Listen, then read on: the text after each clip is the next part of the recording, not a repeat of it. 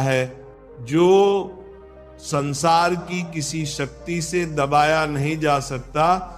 जब हम जीवन में किसी संकट से गुजरते हैं, जैसे किसी अपने का बिछड़ जाना, असफलता का सामना करना, बीमारी या धन की कमी, तब ऐसा लगता है मानो हर दिशा से रास्ते बंद हो गए हों।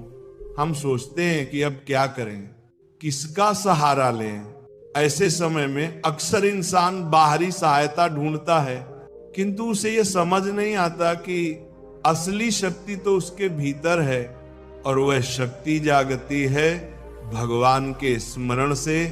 जब मनुष्य भगवान का स्मरण करता है, चाहे वो श्री कृष्ण हो, राम हो, शिव हो या कोई भी स्वरूप, तो उसका मन एक गहरे शांत स्रोत से जुड़ जाता है। श्रीमद् भगवद गीता में श्री कृष्ण ने कहा है, जो मनुष्य निरंतर मेरा चिंतन करते हैं, उनकी आवश्यकताओं की पूर्ति मैं स्वयं करता हूं।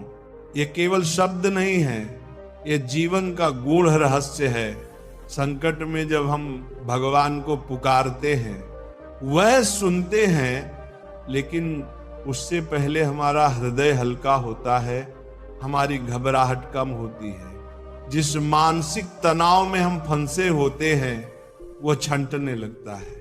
ये ठीक वैसा है जैसे कोई बच्चा अंधेरे में डर जाए और तुरंत अपनी माँ को पुकारे। माँ उसके डर को खत्म तो नहीं करती, लेकिन उसकी उपस्थिति ही बच्चे को सुकून देती है।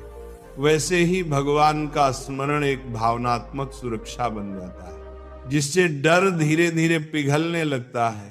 जब हम भगवान का नाम लेते हैं, तब हमारे भीतर की ऊर्जा, जिसे हम मानसिक शक्ति कहते हैं, जागने लगती है। हम डरने के बजाय साहसी हो जाते हैं। हम हार मानने के बजाय समाधान ढूंढने लगते हैं। हमारी सोच सकारात्मक हो जाती है, क्योंकि हम जानते हैं कि कोई तो है जो हमें देख रहा है।